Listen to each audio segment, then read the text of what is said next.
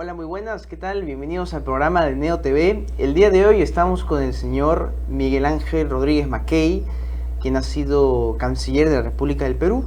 Es jurista, internacionalista, fue decano de la Facultad de Derecho de la Universidad Tecnológica del Perú, director de la Escuela de Relaciones Internacionales de la UTP y candidato al Congreso 2016.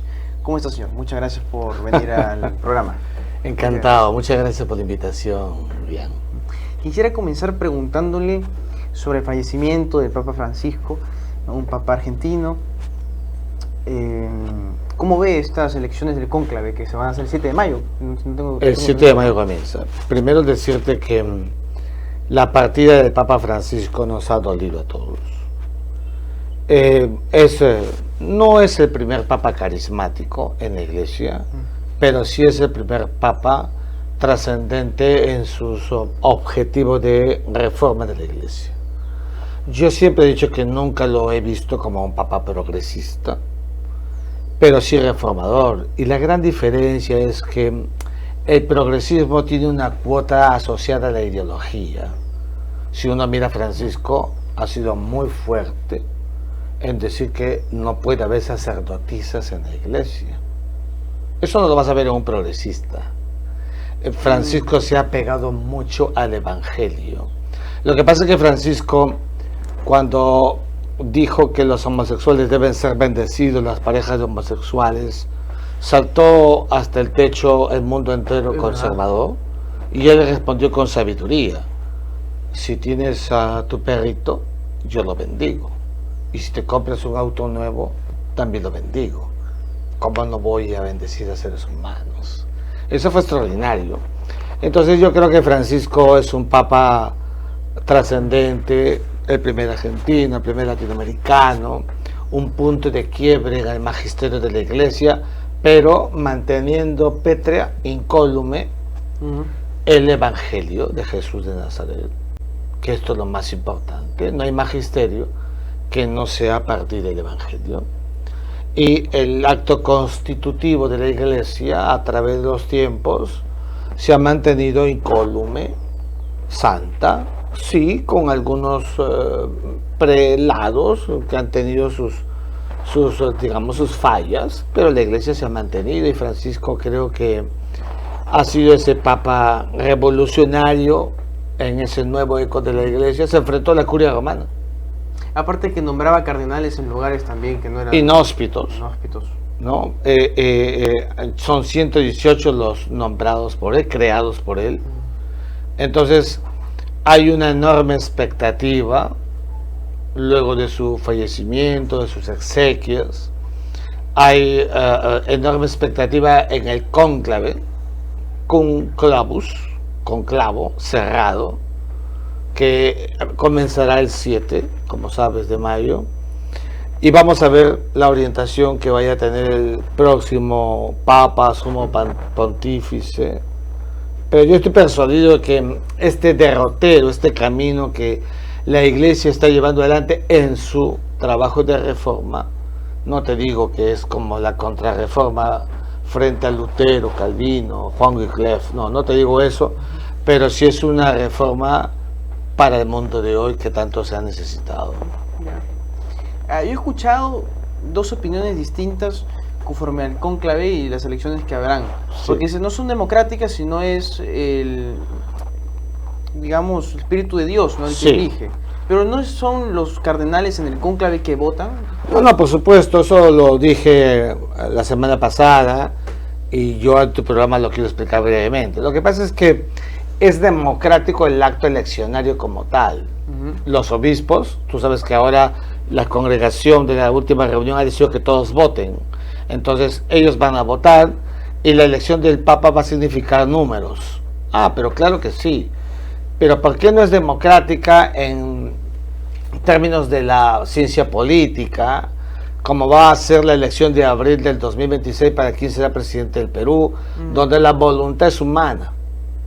Aquí la voluntad no es humana, la voluntad es de Dios, que inspira en cada uno de los prelados, de los purpurados, para que voten por quien Dios quiere. Y esto lo decimos desde la fe, y está en el magisterio y está en la doctrina social de la Iglesia, y por eso es que una vez elegido Papa, entonces no es que bien que todos hayan votado, es que Dios inspiró a todos. Eso dice el Evangelio, dice el magisterio de la Iglesia, y por esa razón es que una vez ungido Papa, se convierte en santo, pues, Santo Padre, porque tiene esta virtuosidad que viene de la voluntad de Dios.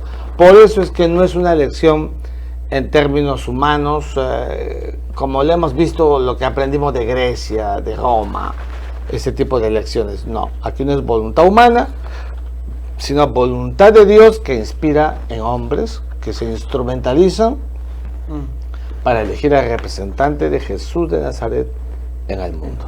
En la tierra, claro. En la tierra. Realmente. Sí. Bueno, ahora quiero comentarle porque mencionó las ideologías, Sí. ¿no? Quiero comentarle si es que ve que las Naciones Unidas y otras organizaciones están sufriendo una especie de ideologización mundial. Sí, mira, yo estoy yendo a Naciones Unidas seguido, estoy participando en el marco de la cuarta comisión, viajo siempre en octubre, he viajado los últimos 3 años, 2 años y en el 2018, y entonces, pero no te lo digo por la cuarta comisión, que ve asuntos asociados a territorios no autónomos, ¿no? Sino más bien, por ejemplo, el Consejo de Derechos Humanos. Es decir, un Consejo de Derechos Humanos que ha estado dominado, por eso cambió de comisión a consejo, por una evidente transversalidad ideológica. Se habla mucho de la gobernanza planetaria. Yo digo siempre a mis alumnos, ¿cuál gobernanza planetaria? El gobierno es un elemento constitutivo del Estado, como sabes. Gobierno, pueblo y territorio. Gobierno global es una contradicción, porque nadie manda en el mundo en términos jurídicos. Entonces, eso he visto, y hay mucho en la Iglesia, mucho en Naciones Unidas, hay mucho proceso ideologizado. Por alguna suerte, en el año que ha terminado, 2024, felizmente el Consejo estuvo presidido por Marruecos, que le hizo un gran punto de quiebre a esta visión ideologizada, y más bien fue muy objetivo el Consejo de Derechos Humanos de Naciones Unidas. Yo mismo he participado en el retiro del Consejo de Derechos Humanos ahora hace poco en Rabat. Entonces yo creo que le hace mucho daño ya a las Naciones Unidas, que es el foro político por antonomasia, creado en 1945, que tengamos corrientes en el sistema internacional de relativización del concepto de la soberanía en todas sus magnitudes. Relativización de Fuerzas Armadas, relativización de fronteras nacionales, relativización de conceptos propios asociados a las facultades intrínsecas de los estados para decidir sus destinos, relativización del concepto de democracia. Total, ya entonces la que decide sobre la vida interna de un estado es las Naciones Unidas, claro, y ya no los propios estados. Entonces hay una superposición de las relativizaciones. Mira la Unión Europea. La Unión Europea hace un mes se empezaron a alistar porque pensaban que iba a haber una guerra producida por Rusia que los iba a atacar. Y hace 2 días hubo un apagón, yo saqué una columna, Europa en tinieblas. Desde Bruselas hay una suerte de acto mandatorio sobre cada uno de los países de la Unión, que son 27. ¿Dónde se ha visto eso? Los países, cada uno tiene su ratio soberana y deciden de manera unilateral. O sea, se han ido mucho más allá de esto que fue exitoso, el tema económico de la integración, el territorio Schengen, qué sé yo. Pero, coto, por favor, coto. Los estados son soberanos y la pandemia nos ha demostrado ya que los estados son soberanos. Mira qué pasó con la pandemia. Todo el mundo empezó a cerrar fronteras nacionales, ¿no es cierto? Por el tema de esta enfermedad. Y entonces se miraron los rostros a través de todos los países. Y eso es lo que hay que privilegiar. Soberanía del Estado, que es fundamental en un mundo de mucha relativización. Hablando justo de eso, ¿qué le parece que Trump haya quitado las contribuciones monetarias a la OMS? ¿No? Y aparte sobre sus deportaciones, Sí. sobre que está utilizando la cárcel de Bukele en El Salvador. A ver, ahí hay varias cosas, ¿no? No, yo creo que Donald Trump, todo lo que está haciendo es parte de una estrategia muy bien planeada, porque aquí no hay nada hecho de casualidad, es cuando se tiene un plan. El plan de Estados Unidos de Donald Trump es que Estados Unidos recupere espacio de liderazgo unipolar que estaba perdiendo, o está perdiendo. Se le acercan primero China, detrás India y detrás Rusia y así sucesivamente. Han decidido que eso no vaya a pasar. Los demócratas estaban cediendo, los republicanos le ponen coto. Entonces, ¿qué hace Estados Unidos? Lanza aranceles con látigo, habla de lo que ya hemos visto, Groenlandia para Estados Unidos, Canal de Panamá para Estados Unidos, Golfo de América, todo lo que ya hemos venido diciendo. Y todo eso es estrategia. Y entonces vemos a un Estados Unidos de América que quiere liderazgo, se pone fuerte. Y esa fortaleza de Estados Unidos tiene que darle un resultado. Todavía no lo hemos visto, eso es verdad. Pero le va a dar un resultado. Y ese resultado dirá entonces que Estados Unidos se va a diferenciar de China, porque no obstante que China es un país rico, Estados Unidos es el poderoso. Mira la enorme diferencia. Y esa diferencia cualitativa profunda es la que le permite a un Estados Unidos que le debe a todo el mundo, también que, como es el acreedor porque todo el mundo le debe, saca sus aranceles altos y los pone según sus antojos. Todo esto parte de un plan, repito, muy bien trabajado, que le va a dar resultados, es lo que aspira el núcleo duro estadounidense, para recuperar ese mundo unipolar del pasado que siempre ha tenido Estados Unidos de América. Yo veo eso. Claro. Hablando más bien sobre Estados Unidos y China, y que los demócratas estaban cediendo, ¿por qué el Perú estuvo tan cerca de China desde la pandemia, contando de que Estados Unidos es el mayor inversor y, digamos, China es el mayor socio comercial, ¿no? Que son cosas distintas? Totalmente distintas. Y yo creo por eso es porque nos falta visión de política exterior y visión de Estado. Acá en el Perú no hay política exterior. ¿Qué cosa es política exterior? Como decía Carlos García Bedoya, ¿no? Una mirada ultraactiva pensando en el interés interno, proyección externa del país. Cuando yo me inicio, comienzo mis trabajos profesionales desde muy jovencito, como tú, en la Cancillería, siempre aprendí de que el Perú no podía encamotarse, ya vamos a decirlo así, encamotarse con un solo país. El Perú está en un eje geopolítico que tiene que diversificar estratégicamente su relacionamiento. Bueno, nos hemos encamotado con China. Claro, nuestro primer socio comercial, todo China, China, China, ¿y qué produce eso? Celos. Ahí está, los celos. ¿Y los celos de quién? De quien siempre va a estar en el eje geopolítico peruano, que es Estados Unidos de América. Los chinos están al otro lado del mundo. Y yo creo que eso no ha sido estratégico. No estoy diciendo que dejemos a China, cuidado con eso. No estoy diciendo que seamos como Panamá, que rompió los papeles del acuerdo con China una vez que terminó el encuentro entre Marco Rubio y el presidente Mulino. No digo eso, pero sí creo que deberíamos tener una mirada más equilibrada para que el Perú pueda dosificarse con Estados Unidos de América y ofrecer variantes. No es casual ya que Estados Unidos de América nos impusiera 10% de aranceles a las importaciones, ¿no es cierto? Todo lo que entra a Estados Unidos, y al poquísimo tiempo, a las horas, lo suspendiera. Eso no es casual, eso es un mensaje. Es un mensaje, como un asusto, ¿no? Es un mensaje. Entonces, ¿dónde está la estrategia peruana? Primero, interpretar el mensaje. Y segundo, sentarse en una mesa con Estados Unidos sin pelear, porque siempre vamos a perder. No podemos perder como un hegemón. Cuidado con eso. Si Estados Unidos se levanta, comprenderás que el TLC que tenemos con Estados Unidos, si algo pasa, no lo va a afectar a Estados Unidos, sino al Perú. Entonces tenemos que tener mucho equilibrio y empezar a ofrecer a Estados Unidos otras variables como se le ha ofrecido en su momento a China. Yo creo que ese es un éxito que hay que mirarlo con mucha inteligencia emocional de Estado. Y eso significará que el Perú tenga una visión multilateralizada de sus relaciones internacionales, de su política exterior, con todos y con ninguno. No es que nos lavemos las manos, no, es diversificar, porque la naturaleza de nuestro relacionamiento internacional está para eso. Ya acabaron los bloques del pasado, comunistas, capitalistas, ya eso acabó.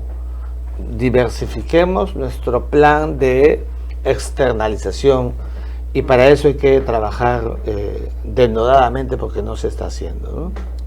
Acerca de la diplomacia que usted mencionó también, ¿cómo ve el nivel de la diplomacia actual? Porque antes teníamos, por ejemplo, un Víctor Andrés Belaúnde, ¿no? Un Javier Pérez de Cuellar. ¿Cómo es la diplomacia ahora? No, yo te digo una cosa. Yo, primero, que tengo mucho respeto por el servicio diplomático peruano, que es distinto a la acción diplomática de la política exterior. Te explico rápidamente. El canciller de turno puede ser un canciller que viene de las canteras del servicio, o sea, un diplomático de carrera, como puede ser un experto en relaciones internacionales, un internacionalista. Tienes varios en el camino. No tiene que ser necesariamente diplomático. Pero por supuesto que no, y mirarlo así es un error. Sí. Pero el tema central es que nuestro servicio diplomático es de primera. Yo vivo agradecido con el equipo que trabajé. Yo llegué a la Cancillería, como a todos los conozco, son casi 20 años. Les conozco hasta el alma a muchos de los que hoy son embajadores. Wow. He crecido en la Cancillería, entonces los conozco a todos, o prácticamente a todos. Entonces, creo que son un personal idóneo, capaz, pero necesitan el ánimos, el olfato político que lo debe poner el canciller de turno. Entonces, cuando el canciller de turno no tiene feeling político internacional, los demás reciben instrucciones, no van a hacer nada que no diga el canciller. Entonces, últimamente nuestra diplomacia no ha tenido, digamos, una perspectiva de política internacional. Nos hemos quedado muy reducidos. No hemos querido mirar la grandeza que tú hablabas de Víctor Andrés Belaúnde, de Javier Pérez de Cuellar, de un jurista como José Luis Bustamante Rivero, que fue presidente de la Corte Internacional de Justicia en el ámbito jurídico, y Ricardo García Bedoya, que mencionamos hace un instante, Alberto Ulloa Sotomayor, Gonzalo Fernández Puyó, Juan Miguel Bácula, gentes de primer nivel. Yo tuve la suerte de trabajar con estos últimos, Arturo García García, cancilleres. Yo era muy joven cuando trabajaba con ellos en la Sociedad Peruana de Derecho Internacional, en la Cancillería. Aprendí mucho de ellos. ¿Cómo llegó a trabajar para ellos? ¿Cómo llegó a la Cancillería? Yo llegué a la Cancillería porque me tocaba hacerse SIGRA, Derecho, bastante joven. Pero antes de hacerse SIGRA ya estaba dando mis primeros pasos por Cancillería, dando vueltas como estudiante de Derecho en San Marcos. Y me vinculé rápidamente con la Dirección de Asuntos Jurídicos, y ahí emprendí mis caminos y terminé mi SIGRA y me dijeron: te quedas. ¿Cómo te quedas? Gracias. Mira. Y me quedé en planeamiento estratégico, siempre trabajando, y luego pasé a la Sociedad Peruana de Derecho Internacional, que es la centenaria institución que ha tenido a una playa de diplomáticos y de juristas a la que con los años me integran. Yo ya soy miembro titular de la Sociedad Peruana de Derecho Internacional.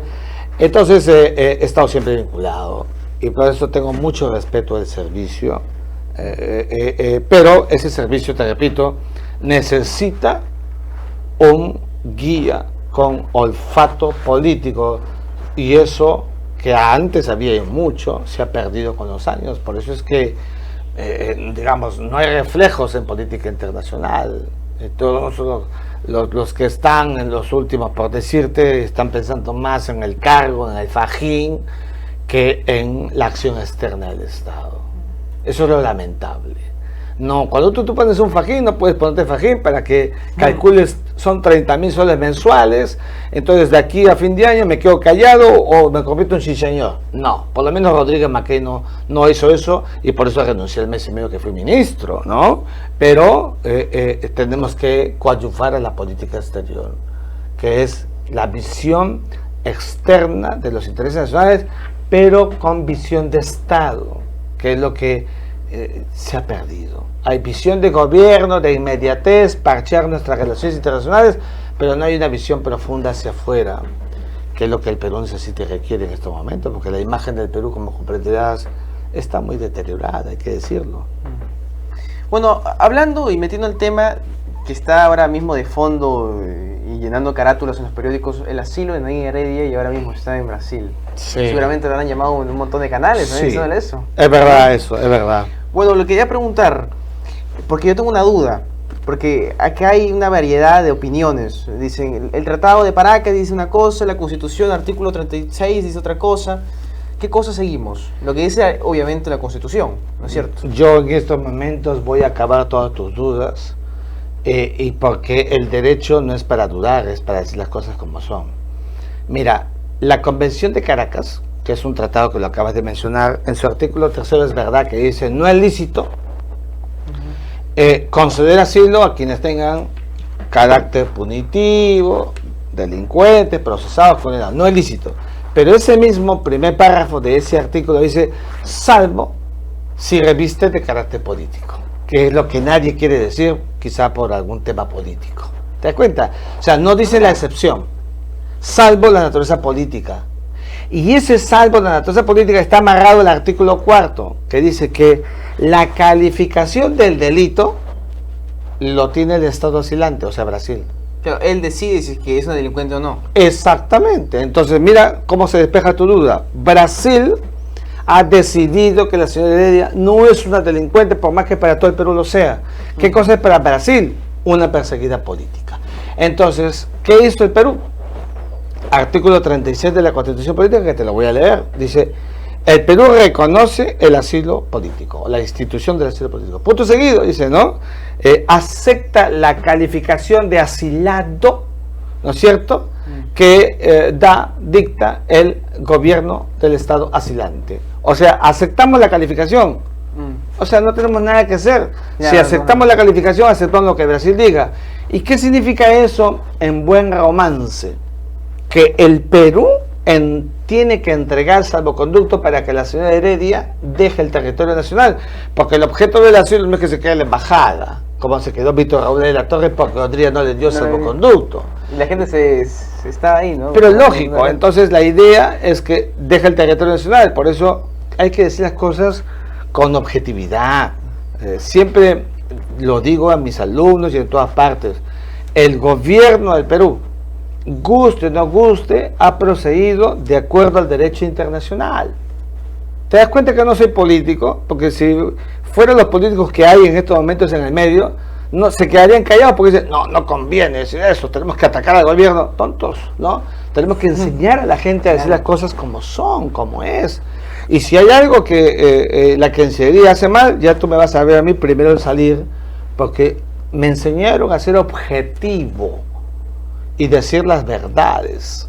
Entonces, yo creo que el canciller del Perú, y en realidad el Estado peruano, procedió conforme al derecho internacional. Y hay que decirlo abiertamente, porque quedarnos en decir, no es posible que el Perú haya dado el salvoconducto a una delincuente que está procesada, ¿cómo es posible? Se engaña a la gente, se le confunde, eso es demagogia. Digan pues la última línea de ese primer párrafo, salvo el carácter político que lo define el artículo 4, que se condice con la Constitución política. Se acabó ya la duda, porque es puro derecho internacional. O sea, lo que le pasó a Alan García cuando intentó asilarse fue que le negaron, simplemente. Exactamente. Alan García entró en la embajada de Uruguay. Mientras estuvo en la embajada estaba protegido en su calidad de huésped. ¿Qué dijo Uruguay? No hay asilo, doctor García. Y García tuvo que dejar la misión. Y ya está. Porque es una facultad del Estado asilante si concede o no el asilo. Meses después ya vimos lo que le pasó a Alan García, que sigo creyendo que fue inducido a un suicidio. Ahí hay cuitas que resolver.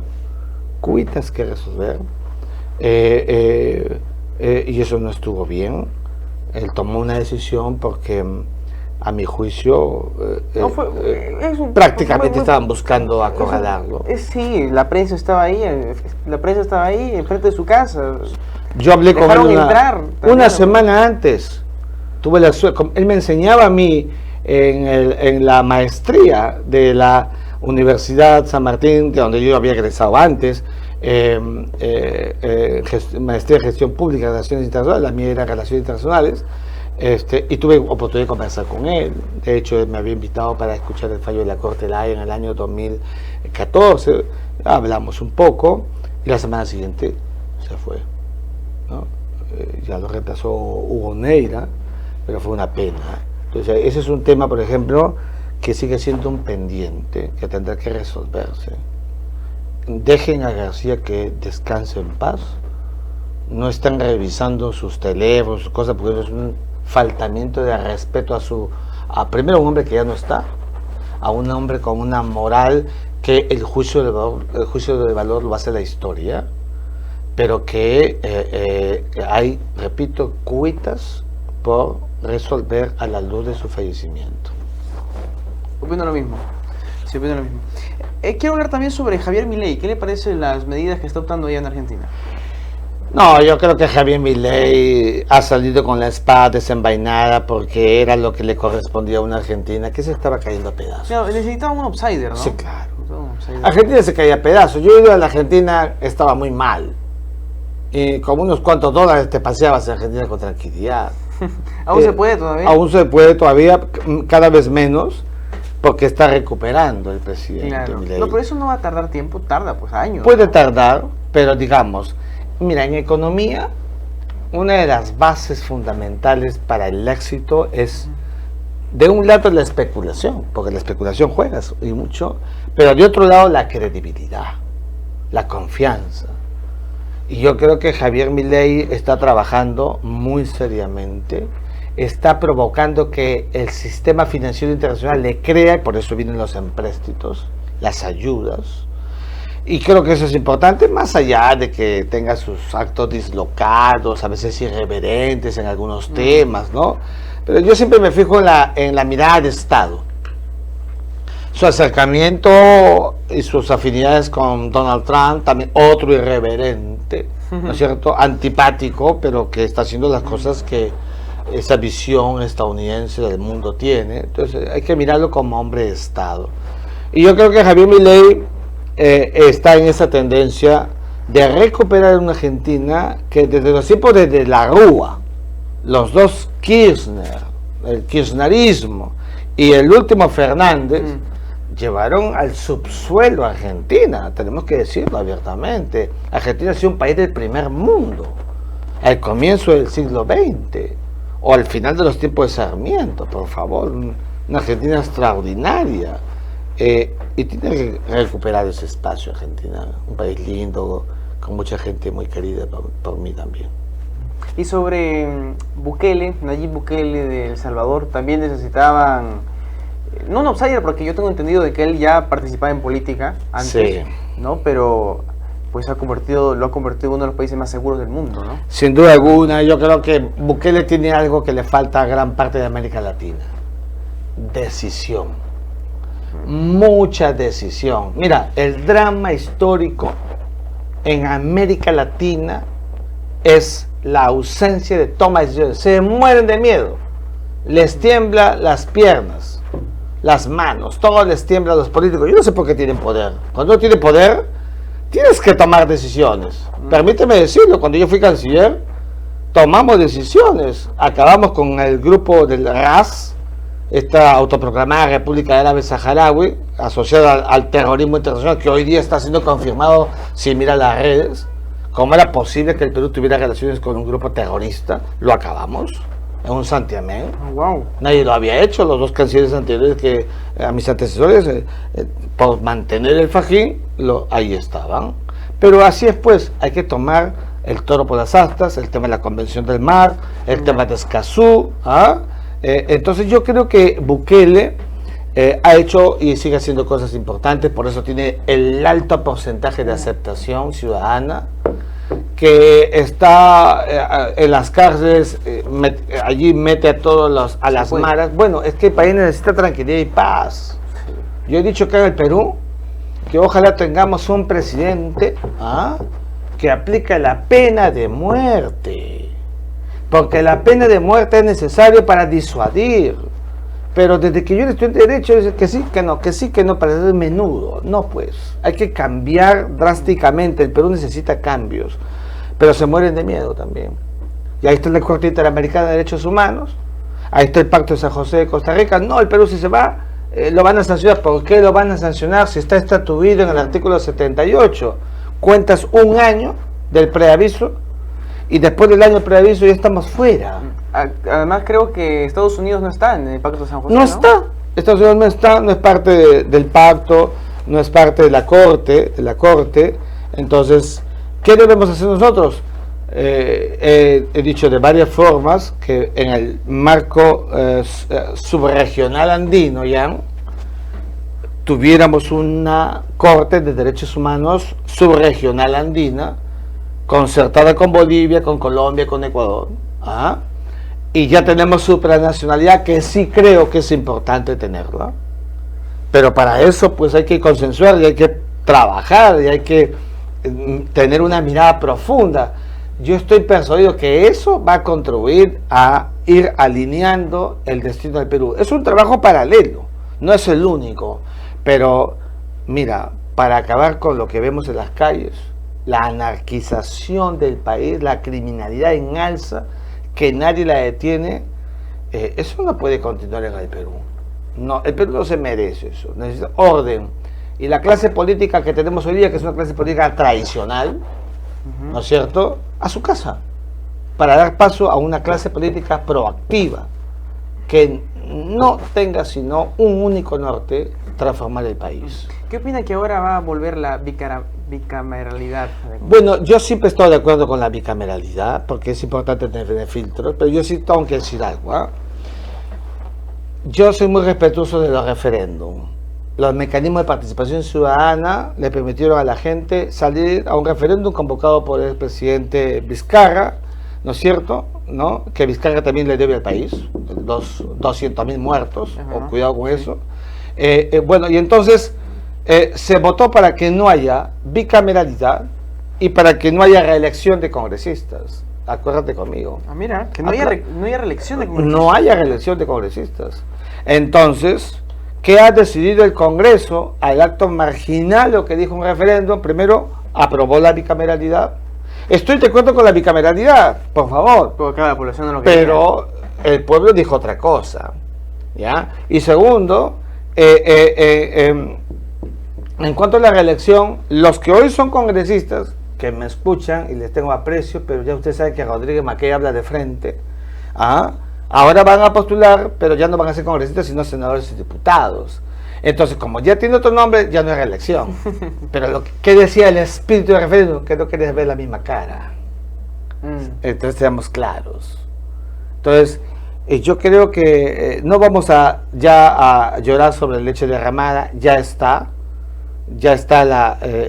digamos, va a haber senadores y diputados, y vamos a tener esa porción en el Congreso de la República, y ojalá que el trabajo congresal pues responda a los objetivos del país y no a esto que estamos viendo de jugar con el Poder Ejecutivo para subsistir los dos, para llevarse bien y cada uno cuidarse. Ese no es el objetivo de un Congreso.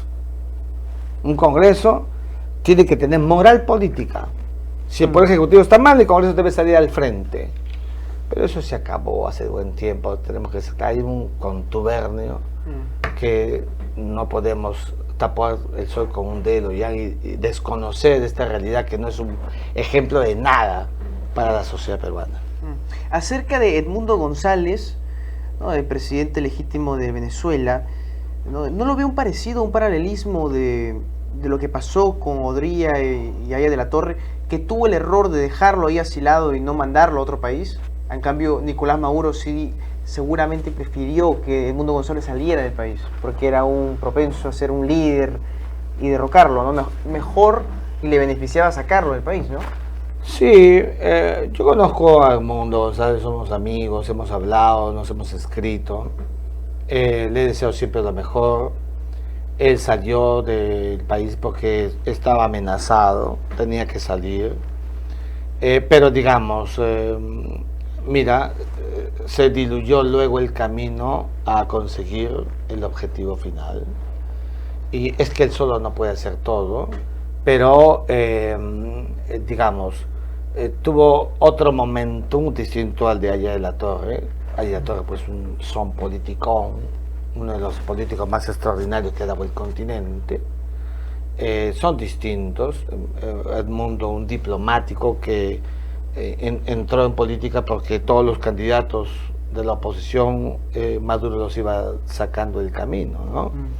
Pero yo creo que Venezuela necesita un proceso endógeno para poder revertir la situación, con militares democráticos que quieran voltear la torta en su momento y con el apoyo exógeno sin duda, pero nada de invasiones, ¿eh? No creo que ese sea el camino. Endógeno, desde adentro, para acabar con la dictadura. Hay que reconocer, que esto tampoco le va a gustar a nuestros amigos, que Maduro se ha apoderado, está en el poder. Tremendo sátrapa que gobierna Venezuela, intimida todo el tiempo y con apoyo exógeno se mantiene en el poder. Y eso es una pena.